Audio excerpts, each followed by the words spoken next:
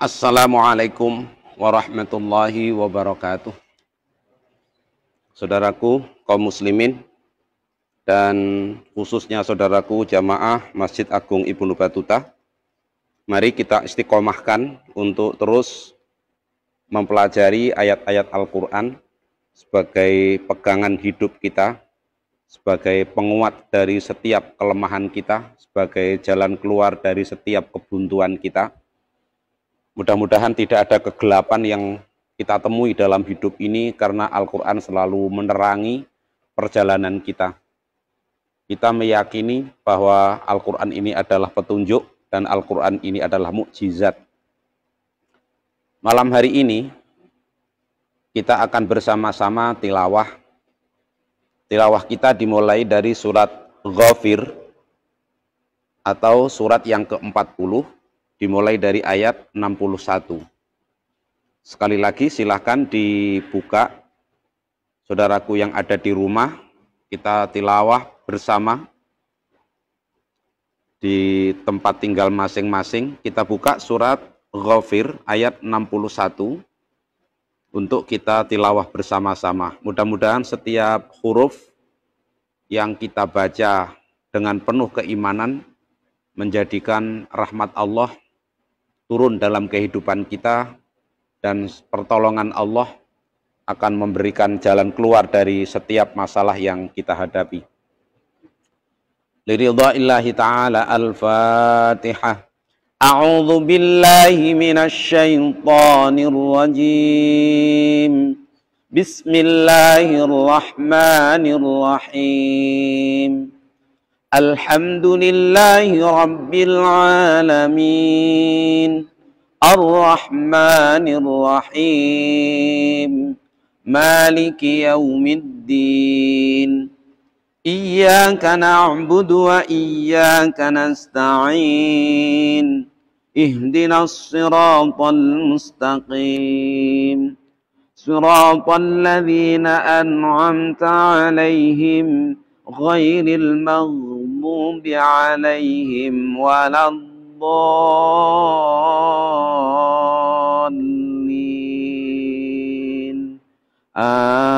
Amin.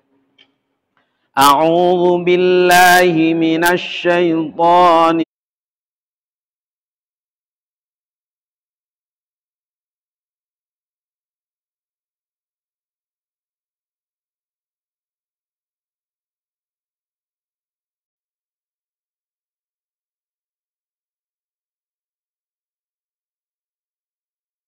rajim. Allahul ladzi ja'ala lakumul laila litaskunu fihi wan nahara mubsira. Innallaha ladzu fadlin 'alan nasi walakinna aktsaran nasi la yashkurun. Dzalikumullahu rabbukum khaliqu kulli syai' la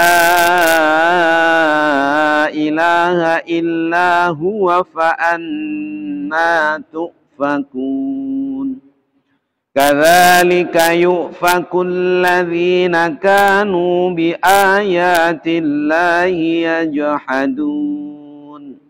Allahul ladzi ja'ala lakumul arda qararan was samaa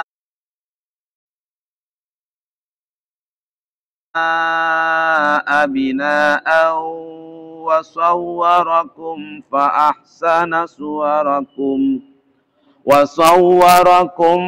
ahsana suwarakum wa razaqakum minat thayyibat.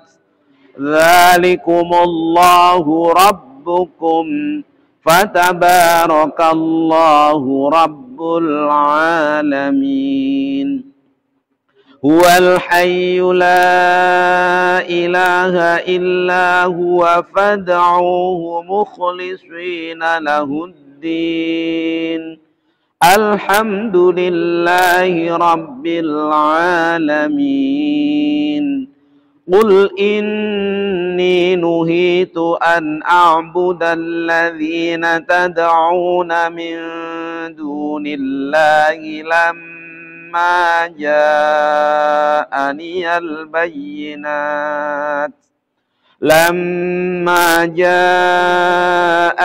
البينات من ربي وأمرت أن أسلم لرب العالمين هو الذي خلقكم من تراب ثم من نطفة ثم من علقة ثم يخرجكم طفلا ثم لتبلغوا أشدكم ثم لتكونوا شيوخا ومنكم من يتوفى من قبل ولتبلغوا أجلا مسمى ولعلكم تعقلون هو الذي يحيي ويميت فإذا قضى أمرا فإنما يقول له كن فيكون صدق الله العظيم.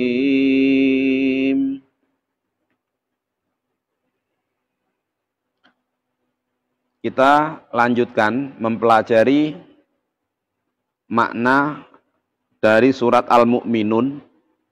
Kita mulai dari ayat 72. Kemarin sudah kita mulai bahas ayat 72 di akhir waktu pembahasan kita di pertemuan hari Ahad yang lalu. Kita baca ayat 72 sampai dengan ayat 76. A'udzu billahi minasy syaithanir rajim. Am tas'aluhum kharjan fa kharaju rabbika khair wa huwa khairur raziqin wa innaka latad'uuhum ila siratin mustaqim wa innal ladzina la yu'minuna bil akhirati 'anis sirati lanakibun walau rahimnahum wa kashafna ma bihim min dhurrin lalajju fi tughyanihim ya'mahun وَلَقَدْ أَخَذْنَاهُمْ بِالْعَذَابِ فَمَا اسْتَكَانُوا لِرَبِّهِمْ وَمَا يَتَضَرَّعُونَ أَعُوذُ بِاللَّهِ مِنَ الشَّيْطَانِ الرَّجِيمِ بِسْمِ اللَّهِ الرَّحْمَنِ الرَّحِيمِ. Pada ayat 72 surat Al-Mu'minun, Allah berfirman, Amtas aluhum kharjan fa kharaju rabbika khair wa huwa khairur raziqin. Amtas aluhum kharjan, apakah engkau Muhammad, apakah engkau meminta kharjan, upah, biaya. Wa qara'a Hamzah wal Kisai bi fathir ra. Imam Hamzah dan Imam Kisai, kalau kita baca Al-Quran mengikuti riwayat yang beliau ajarkan, maka akan membaca amtas aluhum kharajan. Kalau yang kita baca amtas aluhum kharjan, yang kita baca mengikuti Imam Hafiz. Jadi orang Indonesia pada umumnya belajar Al-Qur'annya mengikuti bacaan Imam Hafiz. Kalau mengikuti Imam Hamzah atau Imam Kisai bacanya kharajan. Amtas aluhum kharajan. Berarti kalau ada orang yang membaca amtas aluhum kharajan, itu mengikuti riwayat Imam Hafs. Kalau kita baca kharajan salah.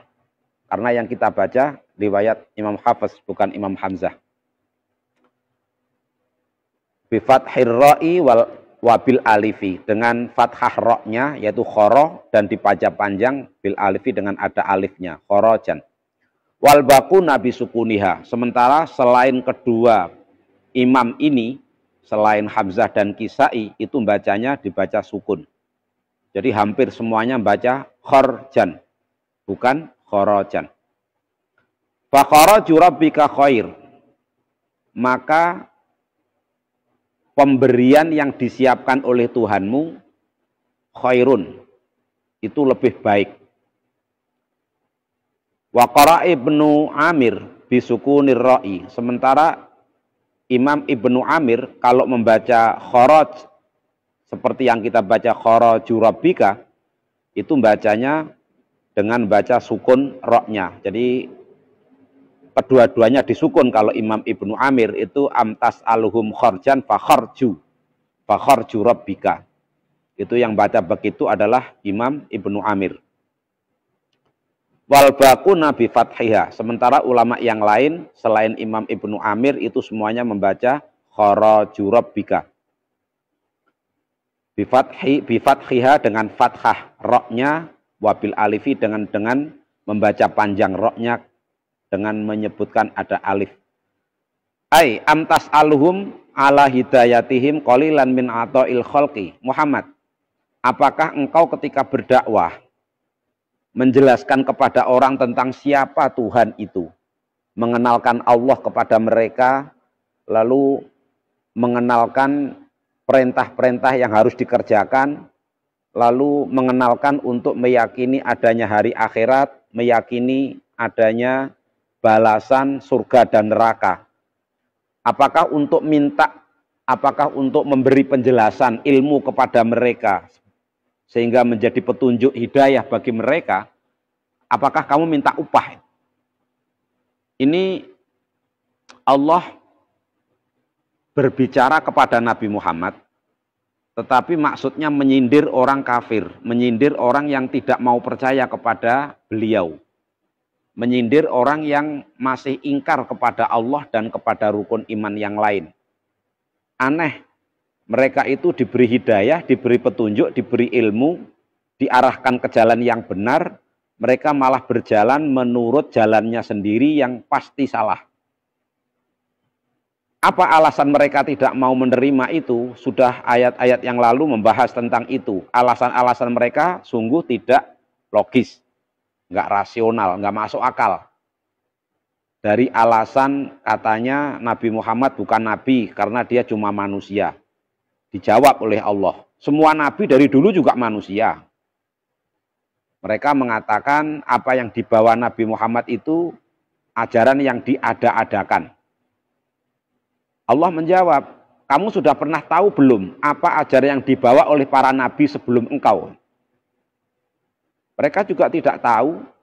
Kalau mereka mau tahu, tentu akan paham bahwa ajaran yang dibawa Nabi Muhammad sama dengan ajaran yang dibawa oleh nabi-nabi sebelumnya.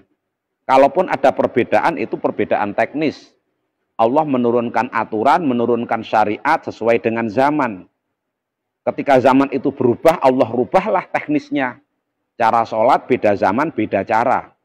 Cara puasa beda zaman, beda cara. Cara zakat beda zaman, beda cara. Masing-masing zaman itu mendapatkan syariatnya, tapi intinya sama. Mereka mendapat perintah Allah.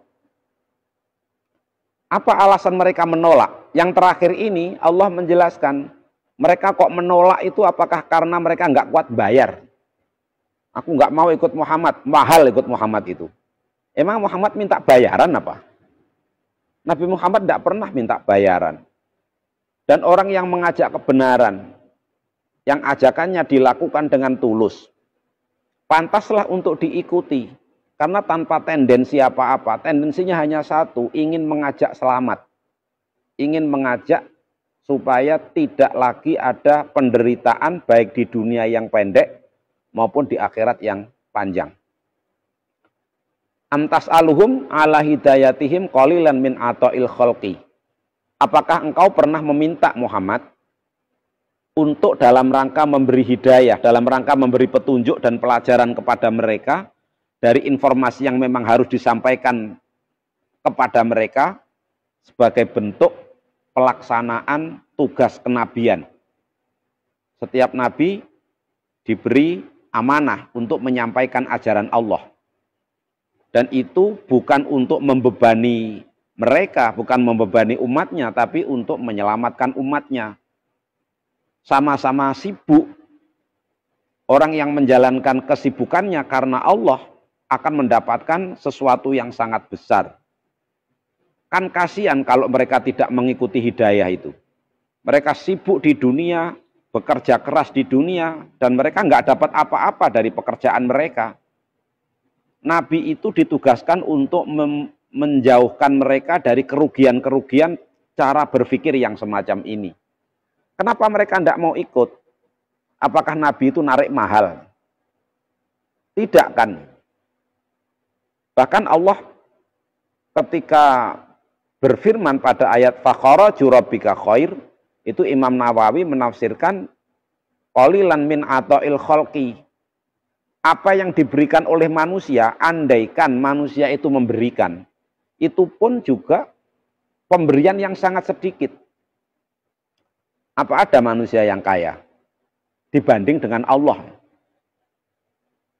Dalam kondisi kita yang semacam ini, dalam kondisi semua jalan seakan-akan terkunci, padahal nggak terkunci. Dulu di awal peristiwa ini, di awal peristiwa COVID-19, kita pernah sampaikan, kita percaya kepada Allah kok. Bahwa banyak makhluk yang tidak bekerja dan mereka dicukupi oleh Allah. Dan ini sudah berjalan 4 bulan, banyak yang tidak kerja. Dan masih pada makan semua.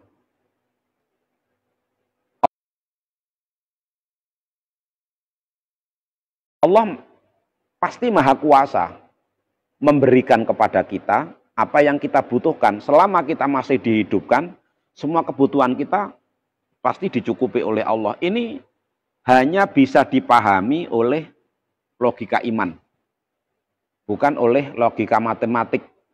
Kalau logikanya matematis ya bekerja sekian, dapat upah sekian, dihabiskan untuk beli ini dan selesai. Begitu nggak ada pemasukan ya berarti mati berarti. Tapi kan tidak.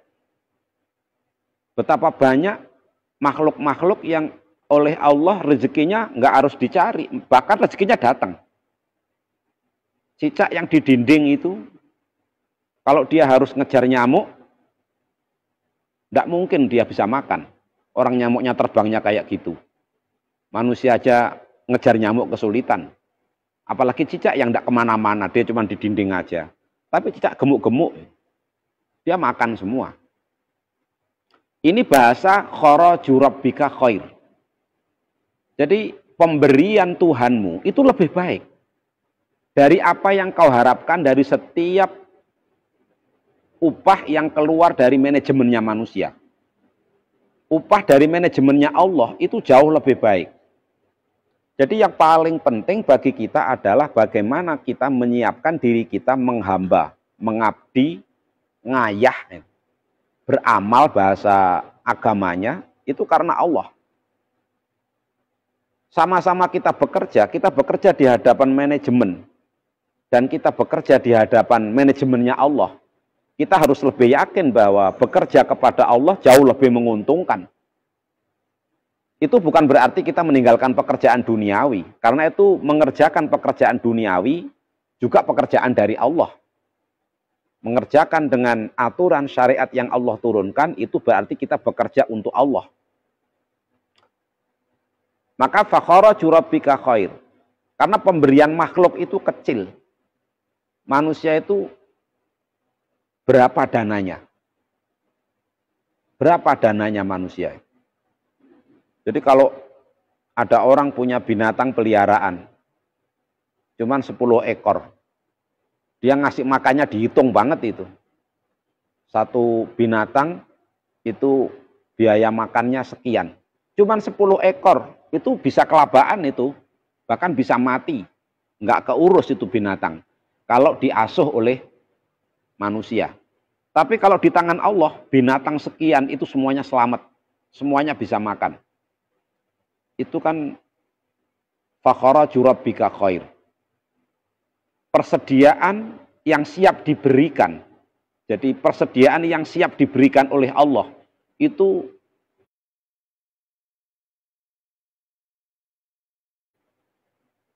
simpanannya banyak. Allah itu maha kaya, simpanannya banyak. Kalau sekarang orang mengandalkan simpanannya sendiri, mungkin udah habis. 4 bulan tidak kerja, harus makan terus, bahkan ada biaya operasional yang harus dikeluarkan, tidak ada penambahan, kolab. Tapi kalau kita mengandalkan Allah, ada aja cara Allah mengatur itu. Ada aja cara Allah mengatur. Dan ini harus menjadi keyakinan kita. Bahwa kalau kita melaksanakan perintah Allah, lurus, jadi hanif itu, hanifan, musliman, lurus dan berserah diri. Udah, jangan terpengaruh oleh pola pikir yang menjauhkan kita dari kepasrahan, yang menjauhkan kita dari mengandalkan makhluk. Kalau kita pernah punya kenalan orang hebat, punya kenalan orang kaya, janganlah mereka kita jadikan andalan. Tidak mampu mereka, tidak mampu. Kita punya teman, punya koneksi, tidak mampu mereka. Ngurus kita tidak bisa. Sehingga jangan sampai kita mengandalkan makhluk dan melupakan Allah. Fal katsiru min ata'i rabbika khairun. Sedangkan banyaknya pemberian Tuhanmu yang sudah mengatur hidupmu. Allah sudah terbukti ngatur kita. Dari kapan? Sebelum kita lahir. Sebelum kita wujud. Ketika kita masih menjadi makhluk bukan manusia. Ketika kita masih menjadi sperma, ketika kita masih menjadi zigot, ketika kita menjadi nutfah, ketika kita menjadi alaqah, ketika kita menjadi makhluk yang lemah di dalam kandungan, itu kan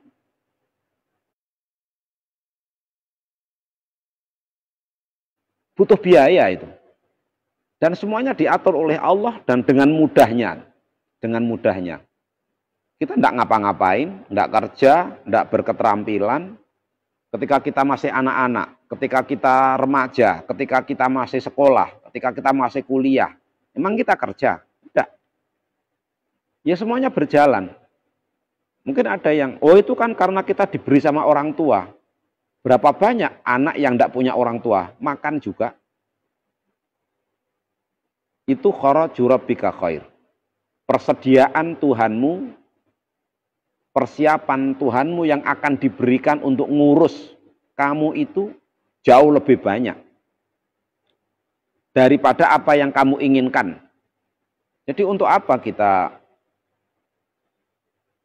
hanya mengandalkan, mendekatkan diri kepada makhluk, mendekatkan diri kepada manusia lalu meninggalkan Allah. Masalah kita kerjasama dengan orang lain, muamalah, itu kan bagian daripada ibadah. Kita bekerja, itu kan bagian daripada aturan Allah. Prosedur yang harus kita jalankan. Kalaupun itu kita lakukan bukan untuk kita mendapatkan, tetapi itu bentuk pengabdian kita. Soal kita akan diberi berapa, Allah sudah ngukur berapa kebutuhan kita.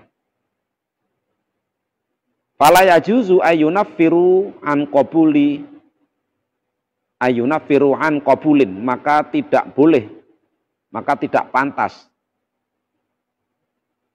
mereka itu menjauh dari menerima ajakan Allah ini. An qabuli qaulihi sallallahu alaihi wasallam, untuk menerima ajakan-ajakan, sabda-sabda, penjelasan-penjelasan dari Nabi sallallahu alaihi wasallam, li ajli hadhihi tuhmatil ba'idati, karena kesalahpahaman yang sangat jauh ini. Wahum ghairu ma'dzurin, wahum ghairu ma'dzurin albattah. Sementara mereka tidak punya alasan apapun untuk menolak. Tidak ada alasan yang bisa dipakai untuk menolak kebenaran agama, itu tidak ada. Kebenarannya itu mutlak, pasti. Pasti. Allah Maha Kuasa itu pasti. Allah maha wujud. Pasti ada Allah itu. Jangan dikira Allah itu tidak ada. Jangan karena kesalahpahaman kita, cara berpikir kita yang salah, kita hanya meyakini yang ada itu kalau bendanya kelihatan. Kalau kita yakin Allah itu ada baru kalau kita minta kepada Allah lalu tiba-tiba datang barang. Itu kan pola pikir yang sangat pendek dan itu menyebabkan kita salah berpikir. Tidak ada alasan orang itu untuk menolak apa yang Rasulullah ajakkan. Wahum mahjujuna an min jami'il wujuhi. Fahadha taubihun biwajhin akhar ka'annahu qila. Sementara mereka selalu membuat alasan-alasan dengan berbagai cara. Ayat ini fahadha taubihun biwajhin akhar. Ayat ini adalah bentuk melecehkan pola pikir. Jadi Allah memberitahukan betapa jeleknya cara berpikir orang yang menolak untuk diajak beriman. Itu cara berpikirnya jelek sekali. Biwajhin akhara dengan cara yang lain. Artinya Allah mengungkapkan yang jauh lebih mulia sebagai bentuk betapa rendahnya cara berpikir mereka itu. Betapa rendahnya cara berpikir mereka yang mengatakan bahwa Tuhan itu tidak ada. Bahwa ajaran Nabi Muhammad itu kekeliruan.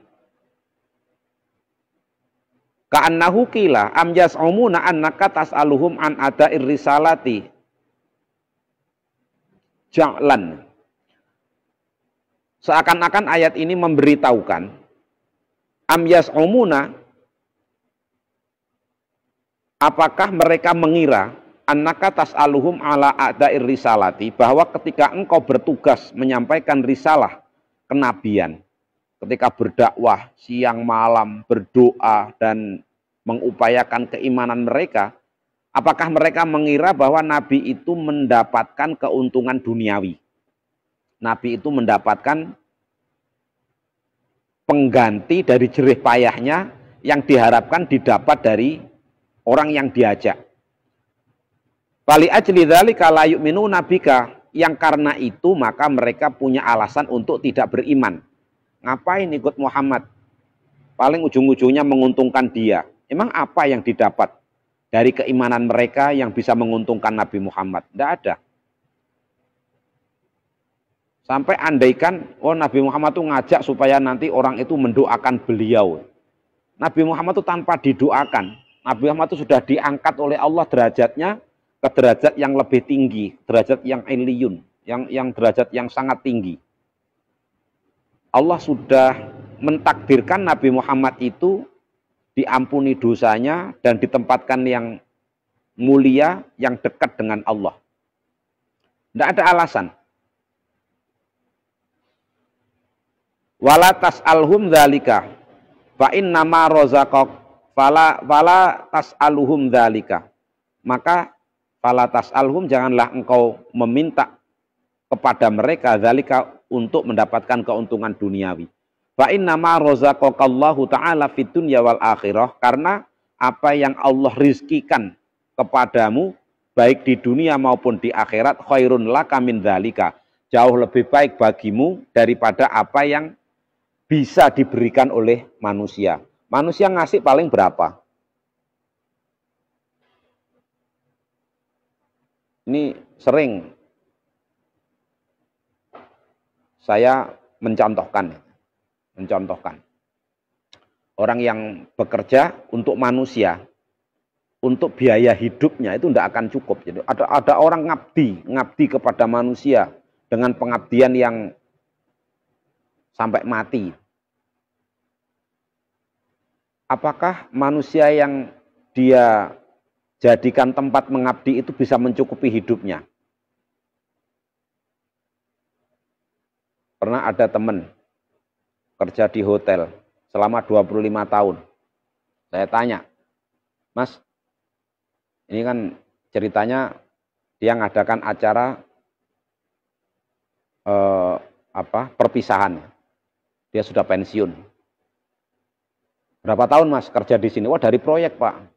Dari proyek masuk di engineering sampai jadi pimpinan. Terus, pokoknya kalau bahasanya sudah mengabdi 25 tahun. Saya tanya, sampai 25 tahun kerja itu dapatnya apa? Coba dihitung. Oh, punya rumah Pak 2. Kira-kira berapa harganya? 2M. Katakanlah 2 miliar.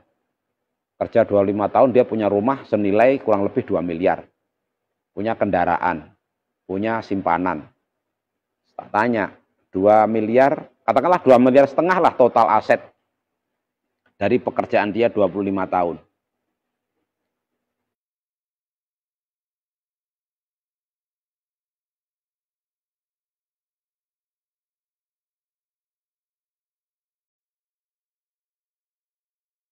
Udah pensiun ini, udah selesai.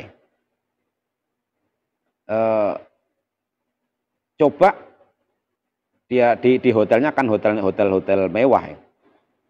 Jadi ada satu kamar yang nilainya semalam harganya 15 juta.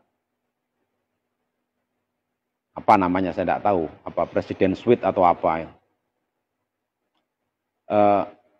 Coba kalau uangmu atau hartamu yang hasil kerja 25 tahun itu dijual semua, dilepas, terus dipakai nginep di hotel sampean yang paling mewah, itu kira-kira bisa bertahan berapa tahun? Ini saya ingin menunjukkan apa yang kita lakukan, kerja keras kita untuk manusia, itu kalau dinikmati, benar-benar dinikmati, itu kira-kira bertahan berapa tahun? Akhirnya coba dihitung. Jadi kalau dia dalam satu hari di hotel itu dengan fasilitas VIP, kendaraannya bagus, jalan-jalannya bagus, restorannya bagus, pokoknya yang VIP semua. Katanya kurang lebih menghabiskan sekitar 30 juta lah per hari di hotelnya dia. 30 juta per hari. Berarti kalau sebulan ya 900. 30 juta per hari, 1 bulan 900, 2 bulan 1,8, 3 bulan habis. Berarti kerja dia 25 tahun, itu dimakan 3 bulan, dinikmati 3 bulan, habis. Bandingkan dengan apa yang Allah siapkan, coba. Kita tidak ngapa-ngapain, sholat dengan bagus, dagang dengan bagus, bekerja dengan bagus, berkeluarga dengan bagus, jadi suami yang bagus. Andaikan umur kita nggak panjang, berarti lebih pendek itu pekerjaannya. Hanya berkeluarga menjadi suami hanya 30 tahun umpamanya, hanya 30 tahun. Tapi bagus dia jadi suaminya.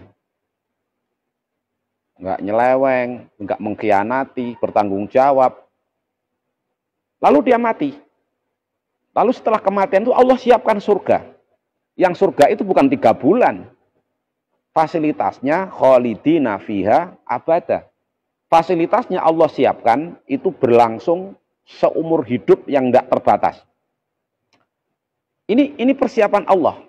Jadi di dunia Allah berikan yang sangat banyak berupa fasilitas. Apa sih sesungguhnya yang kita butuhkan di dunia ini? Jadi kebahagiaan hidup itu ketika apa yang kita butuhkan terpenuhi. Ya, kaya sudah kita. Kita kaya kalau semua yang kita butuhkan terpenuhi. Orang miskin itu orang yang kebutuhannya nggak terpenuhi. Walaupun dia secara nominal uangnya banyak, tapi angan-angannya lebih banyak lagi.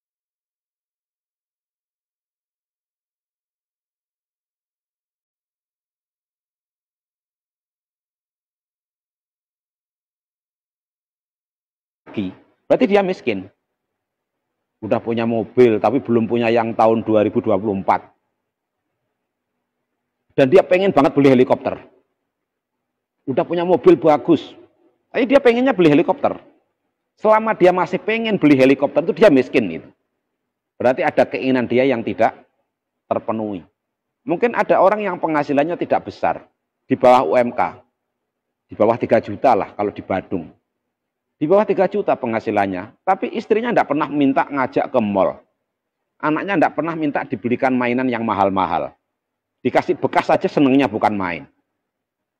Dan semua kebutuhannya tercukupi, berarti dia kaya. Hanya dengan 3 juta. Ini cara Allah memberi kebahagiaan kepada manusia itu ketika di dunia. Lalu kalau dia ikuti itu semua dengan baik, semua perintah Allah dikerjakan, Allah siapkan untuk akhiratnya. Kebahagiaan yang tidak akan ada batasnya. Ini yang dimaksudkan fakharaju rabbika khair, yang diterjemahkan atau yang ditafsirkan oleh Imam Ibnu Katsir, oleh Imam Nawawi, wala tas'aluhum dalika. Maka engkau tidak akan pernah meminta kepada makhluk itu seperti apa yang mereka duga. Fa inna ma razaqakallahu ta'ala fid dunya wal akhirah, karena apa yang Allah penuhi untuk memenuhi kebutuhanmu di dunia, wa fil akhirati, dan di akhirat nanti khairun laka, jauh lebih baik. Jadi kebahagiaan, kekayaan itu adalah ketika Allah membuat hati kita puas. Allah itu yang bisa melakukan hanya Allah. Selain Allah tidak bisa. Allah membuat hati kita puas. Kita puas diberi istri yang itu. Istri kita itu memuaskan kita. Kita lihat aja senang, bukan main tuh lihat istri itu. Ya mungkin orang lain, atau kalau di juri atau ada dewan juri istri itu misalnya, mungkin istri kita nilainya cuma 55. Tapi di hadapan kita dia 99, nyaris nggak ada kekurangan. Nah, kenapa kita bisa menerima semacam itu? Karena Allah ngatur hati kita. Allah ngatur hati kita. Sehingga kita bisa puas dengan apa yang diberikan. Itu adalah rezeki yang terbaik. Rezeki yang terbaik. Mungkin anak kita bukan anak yang ganteng, anak berprestasi. Tapi kita puas punya anak. Kita lihat tingkah lakunya, lihat sopan santunnya, kita bahagia. Dan itu sudah cukup menjadi rezeki terbaik kita. Dan itu hanya diberikan kepada orang-orang yang dikehendaki oleh Allah. Karena kenyataannya tidak semua orang mampu menerima pemberian Allah itu dengan rasa bangga, dengan rasa bahagia. Dan itu hanya didapat untuk orang yang menjalani hidup dengan penuh ketaatan, kepatuhan kepada Allah, dan menjadikan seluruh perjalanan hidupnya itu adalah ibadah. Maka salah kalau kita menilai orang sukses itu orang yang rumahnya mewah, orang sukses itu orang yang mobilnya bagus, orang sukses itu orang yang terpandang, namanya terkenal, lalu di mana-mana dia dihormati orang. Salah kita. Karena bisa jadi itu justru penderitaannya. Ketika dia terkenal itu malah penderitaannya, dia tidak bisa makan di tempat sembarangan. Dia tidak bisa jalan di sembarang jalan. Menjadi penjara bagi dirinya. Jadi terkenal malah jadi penjaranya. Untuk apa terkenal? Kalau akhirnya dia terpenjara dengan keterkenalannya. Dan dia tidak akan bisa mendapatkan apa yang dia butuhkan malah. Dia butuh ketenangan malah nggak tenang. Dia butuh perhatian malah nggak ada yang memperhatikan. Dia butuh kebahagiaan malah tidak bahagia. Wa huwa khairur raziqin. Dan dialah Allah, hanya Allah sajalah khairur raziqin, sebaik-baik pemberi kecukupan, sebaik-baik pemberi rezeki, sebaik-baik yang memenuhi kebutuhan. Jadi uang belum tentu kebutuhan kita. Pangkat belum tentu kebutuhan kita. Keinginan mungkin iya, tapi belum tentu itu kebutuhan kita. Tetapi untuk yang terbaik, yang memilihkan yang terbaik apa kebutuhan kita, itu hanya Allah. Allah yang paling tahu kebutuhan kita, dan Allah memberikan semuanya. Wa huwa khairur raziqin, dan hanya dialah Allah khairur raziqin, sebaik-baik yang memenuhi kebutuhan. Zat yang memberi rizki. Maka bahasakan saja dengan mudah, rizki itu artinya kebutuhan. Apa yang kita butuhkan. Kita butuh ketenangan, lalu diberi ketenangan oleh Allah, yaitu rizki. Kita pengen tidur, lalu bisa tidur, yaitu rizki ya. Karena itu yang kita butuhkan itu. Dan itu hanya diberikan oleh Allah. Afdalul mu'tina fid dunya wal akhirati khairun laka min dzalika. Sebaik-baik pemberian dari Allah yang sudah diberikan oleh Allah selama ini, fid dunya, selama hidup kita di dunia, wal akhirati, dan nanti Allah siapkan rizki untuk kehidupan akhirat, khairun laka, itu lebih baik bagi engkau Muhammad min dzalika, daripada pemberian manusia, daripada pemberian makhluk. Wa innaka latad'uhum ila siratim mustaqim. Ini ayat 73.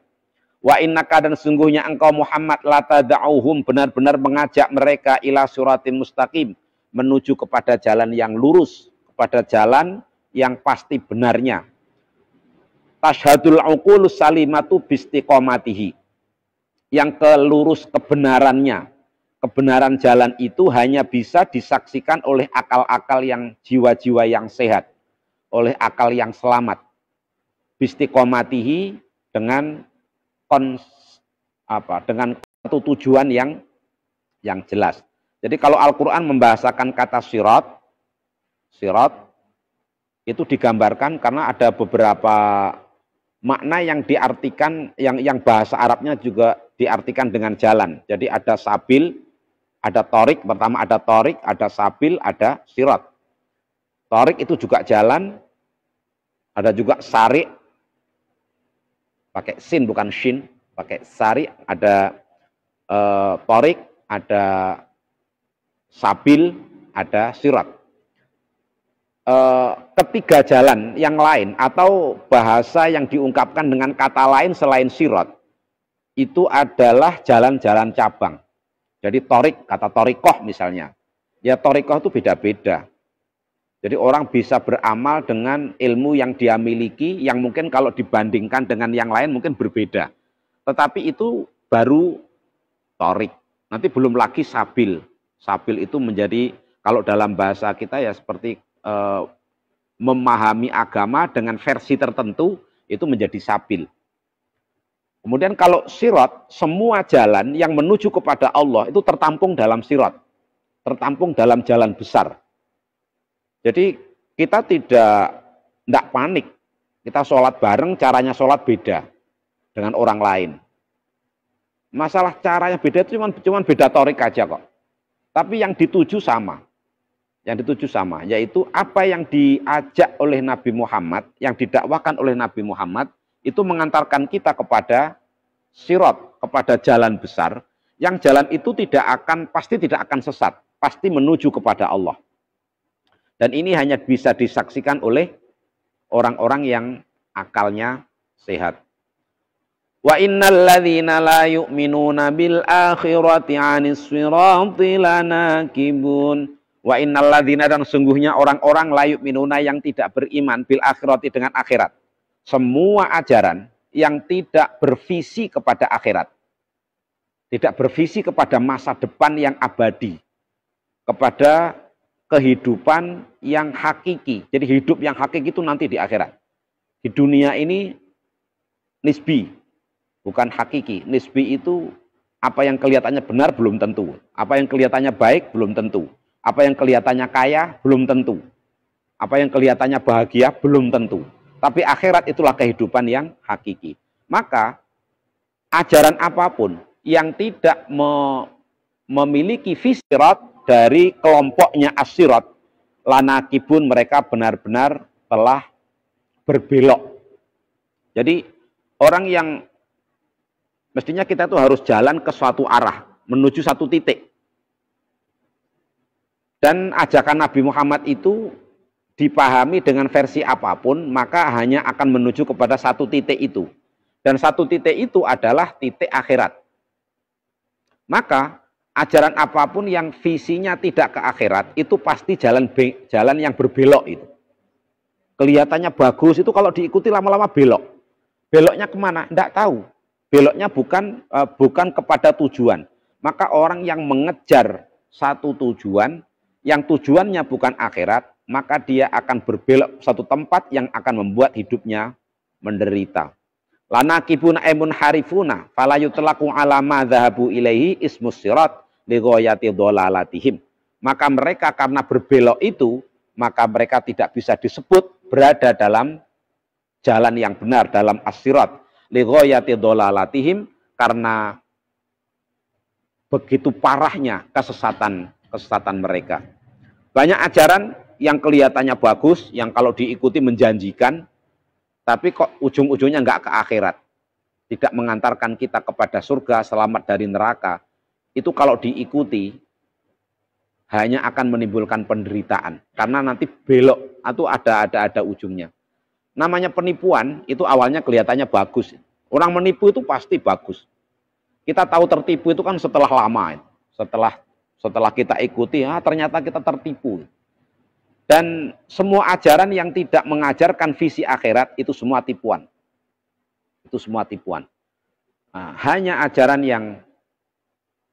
yang nanti visinya itu ke akhirat, lalu bisa dikembalikan kepada garis besarnya adalah mengikuti ajaran Nabi Muhammad. Jadi jalan besarnya itu as-sirat itu, maka itulah ajaran yang benar. Mudah-mudahan kita tidak terpengaruh oleh isme, oleh jalan berpikir, oleh cara menjalani hidup yang ikut-ikutan orang, yang ternyata mereka tidak mengarahkan kita menuju kepada kebenaran dan kebahagiaan yang sebenarnya. Mudah-mudahan kita mengikuti Al-Quran dan mengikuti apa yang didakwahkan oleh Rasulullah Nabi kita Muhammad SAW yang mengajak kita kepada kebenaran yang sebenarnya. Mudah-mudahan kita istiqomah, godaan apapun mudah-mudahan tidak akan membelokkan kita ke jalan yang sesat. Dan mudah-mudahan kita bisa menjalani kebenaran yang Allah ajarkan ini dengan sebaik-baiknya. Inilah yang kita bahas pada malam hari ini. Insya Allah akan kita lanjutkan pada pertemuan kita di hari Ahad yang akan datang. Mudah-mudahan kita terus diberikan kesehatan oleh Allah, panjang umur, dan dapat menjalankan semua perintah Allah dengan sebaik-baiknya. Kita akhiri bersama dengan bacaan hamdalah, istighfar, dan doa kafarah majelis. Alhamdulillahirabbil alamin, astaghfirullahalazim, subhanakallahumma wa bihamdika, asyhadu an la ilaha illa anta, astaghfiruka wa atubu ilaik. Wallahu a'lam bishawab. Saya mohon maaf kurang lebihnya. Assalamualaikum warahmatullahi wabarakatuh.